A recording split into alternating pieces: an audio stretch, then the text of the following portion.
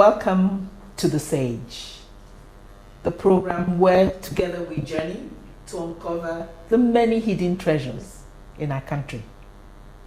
I am Dr. Kechi Ogbuagu, your privileged sage on this journey. Come work with me. Come discover with me. In this first episode, and many of the subsequent episodes perhaps to come, we shall be looking at a particular problem of huge importance to our country, Nigeria, and to many other countries across the world. The issue of unemployment, the issue of economic disempowerment.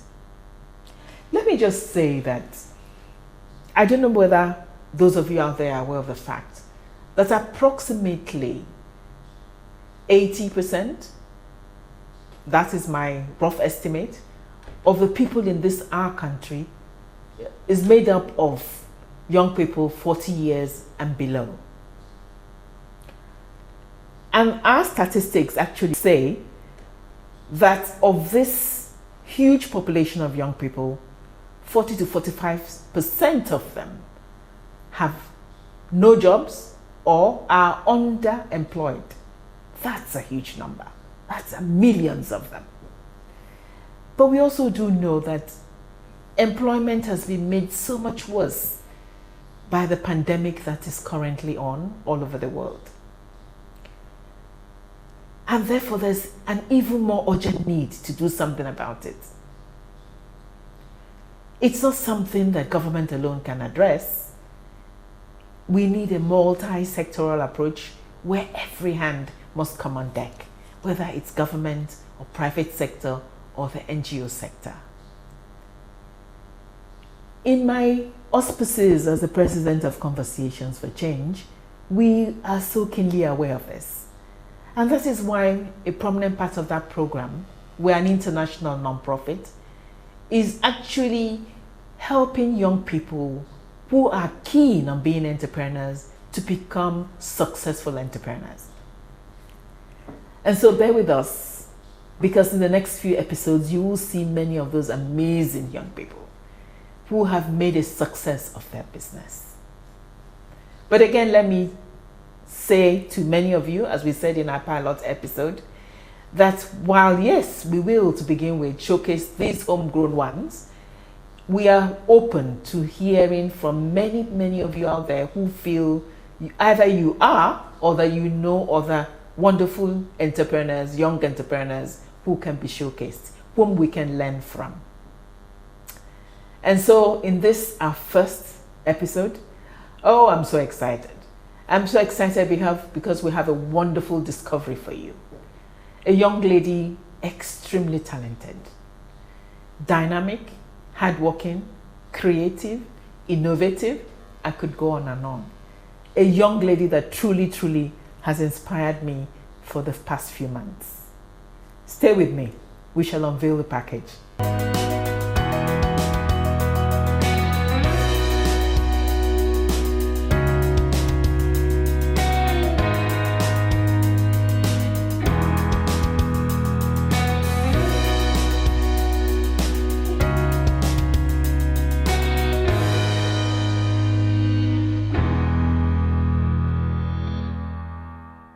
Welcome back to The Sage.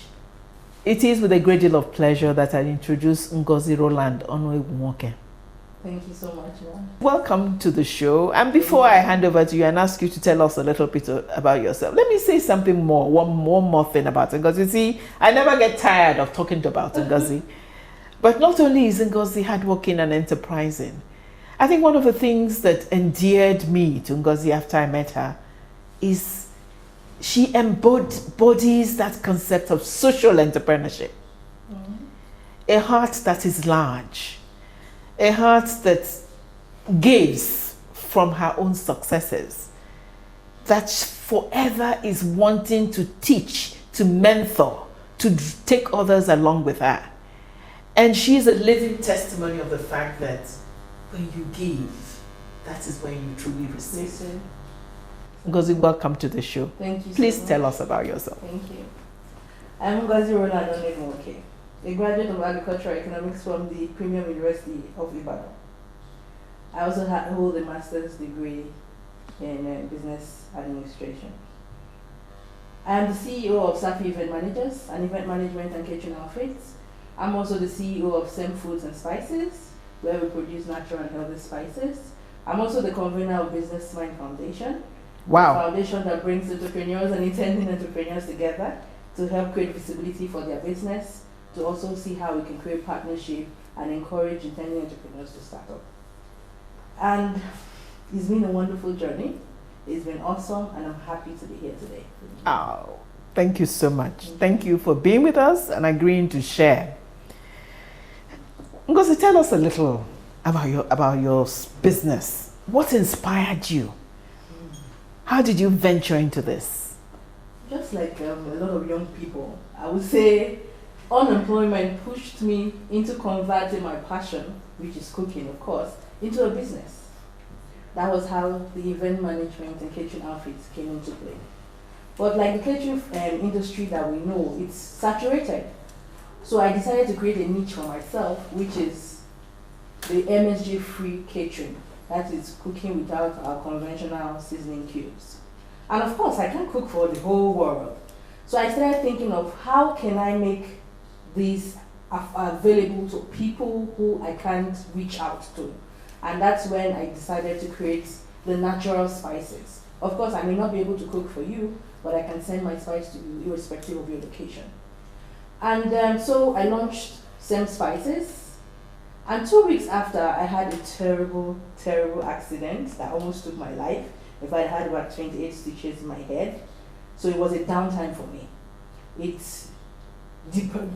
almost led me into depression. I was discouraged. And the money I used in starting the business, funny enough, was money that was deposited for a wedding I was supposed to cater for. You know, I had this dream, I had this vision, this plan that, oh, you know, like a lot of Nigerians will say, I will just blow when I start, you know.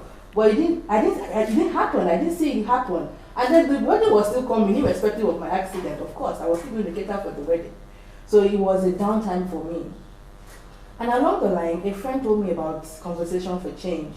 Oh, there's an application for a fellowship program, and of course they could give you grants and all that. I said, Nigeria, they've come again. Which one is fellowship program and grants? You know, so I reluctantly applied. And I was surprised, like 2 days later, I got a call, we are invited for an interview. I said, are these people real? Interview? How? Because I remember I didn't even upload some of my documents. I was like, okay, let me just go and see for myself what's happening. And I was told that out of over 200 applicants, 60 were shortlisted, and I was among the 60. I was like, okay. You know, I met the panel, I shared my experience, my passion. It's my passion, so when I'm talking about it, you know it's a passion, you know. So I talked to them and they said, okay, we'll get back to you. And out of the 60, 15 were shortlisted. And I was still part of them. I was like, okay, I can see, you know. And then we started the fellowship program. They took us through a lot of training. And it made me understand business from a different perspective. So I would say Conversation for Change inspired me to take the next step. They taught me not just to build a business to finance my immediate needs, but to build a legacy for my unborn generation. They taught me how to build structure in my business. So it's a major inspiration. And from there, I've been, you talked about social entrepreneurship. Honestly, I didn't even think about that or know about that until I came into Conversation for Change. So they taught us what social entrepreneurship was, about giving back. And that was what birthed Business Mind Foundation. Because I felt, oh, I've learned something from this platform. I can teach it to others who don't have the privilege. Yeah, of how wonderful. This knowledge. How truly wonderful. And today, glory to God, we're over 1,200 members. And we are growing. So C4C is a major inspiration for my business. Great. This is, I'm overwhelmed myself. I wasn't quite expecting to hear that. Okay. But it is what you are. And for us in C4C, it just brings out all those qualities which we are convinced is what we need for this country, for the world as a whole. That where young people come out, have the courage, follow their dream and their passion, work hard, and then, but also with a spirit of giving, that is the answer to the world's problem. Yeah. Stay with us. When we come back, Ngozi will tell us a little bit more about how she survived the COVID, or perhaps you haven't survived. Stay with us. We'll be back.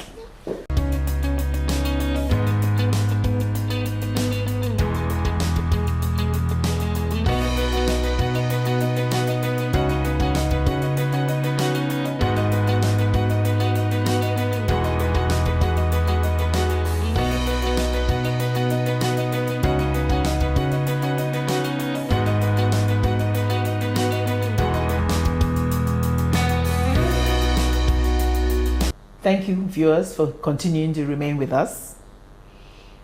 As for me, I can never stop enjoying talking to you. So we had a wonderful story, but let me ask you for a little bit more in terms of details.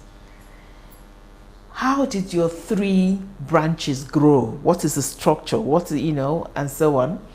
What were the challenges? What did you find as the milestones? And how indeed, so in addition to a little more understanding of your various arms of business and how you have grown, over time, I know you have, but also how have you survived the COVID? Thank you very much.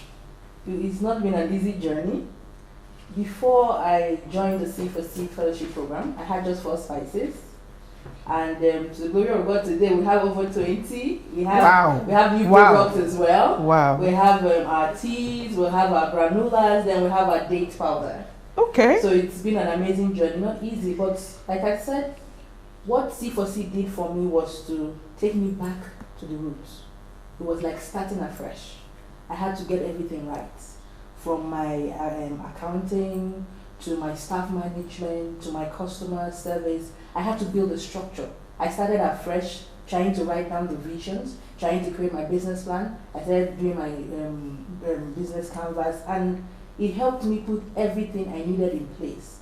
So yes, I didn't have everything I needed available, but I had it at the back of my mind that this is what I need to make this business succeed. A lot of people go into business without really knowing what it takes. So at the end of the day, when they get into, when they are faced with challenges, you see it's a problem. So apart from putting this whole idea on paper, having the knowledge of what I needed, I tried to anticipate possible challenges so that when they occur, I just easily go over them instead of them taking me back. So building this structure helped me to know, okay, this is what I make from my sales. In fact, first of all, I had to start afresh to be sure that I'm even making profits. Because the first thing they taught us in C4C was, is your business a profitable one? So I had to go back to say, okay. And I discovered that, funny enough, in some of my products, I wasn't making profits. So I had to go back to the drawing board to make sure that I got everything right. So my costing, some of these new entrepreneurs, when you're starting a business, you don't know you have to equate like the NEPA bills and all that. So these are knowledges that I was equipped with during the fellowship program. So in building the structure, I knew the number of staffs I needed. I could afford at that particular time so that I don't run at a loss. So I knew the competence, what I needed to look out for in getting my staff. I knew what I needed as a person to also upgrade myself in terms of knowledge. So what I did was to try, because the whole spice thing, I didn't go for training. I wasn't trained on it.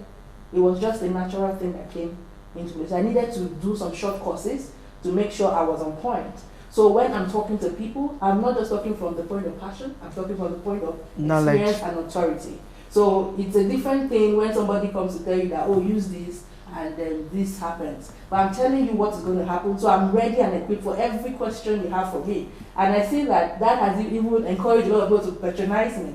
Then part of the challenge was funding, which was something that Conversation for Change really helped me. From this grant I got, I was able to get the major equipment which I needed, which was a dehydrator. Because the dehydrator for my kind of business is very important. The difference between sun drying and dehydrating is sun drying reduces some of the nutrients of those ingredients I use. But when I dehydrate, it just eliminates the water content of the ingredients. So the funding aspect was a challenge. Then because I was a new business, a lot of people have this, oh, she's new, does she know what she's doing?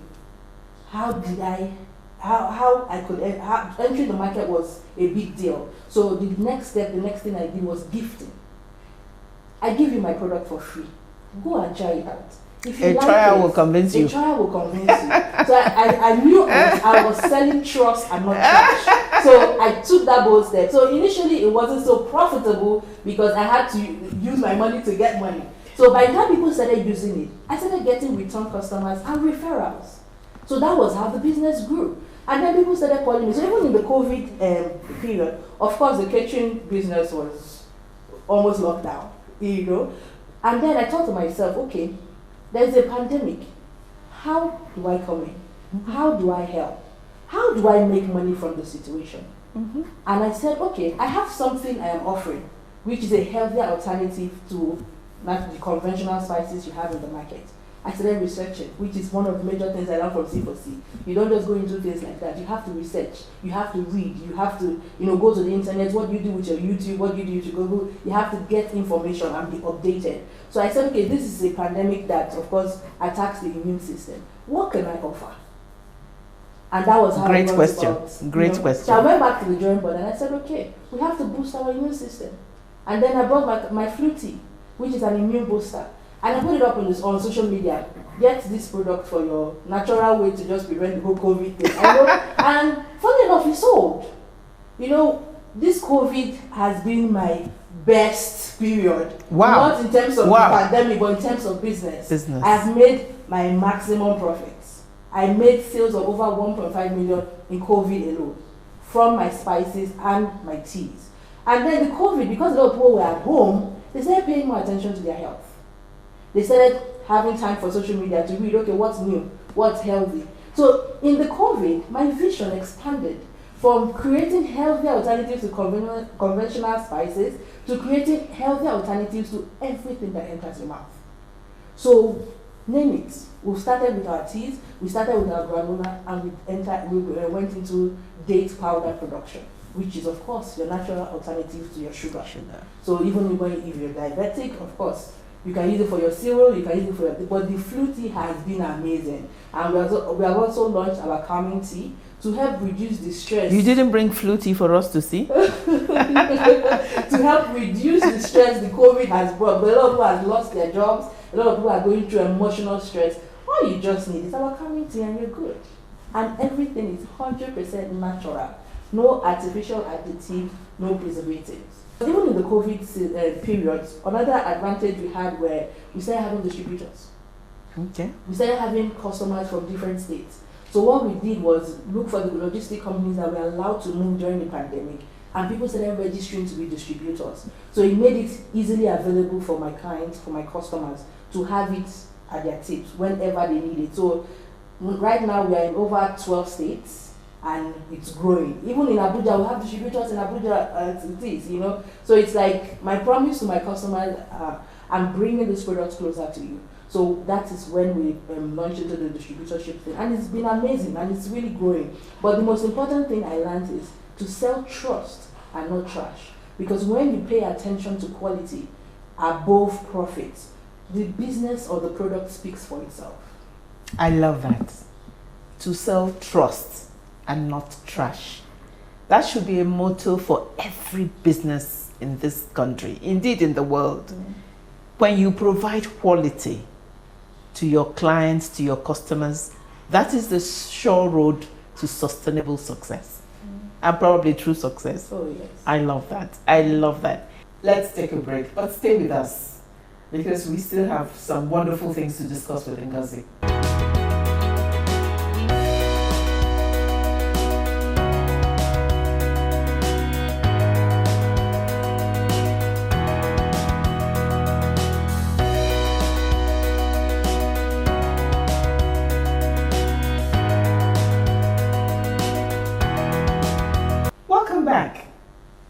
We've come almost to the end, but still a very, very interesting and stimulating part.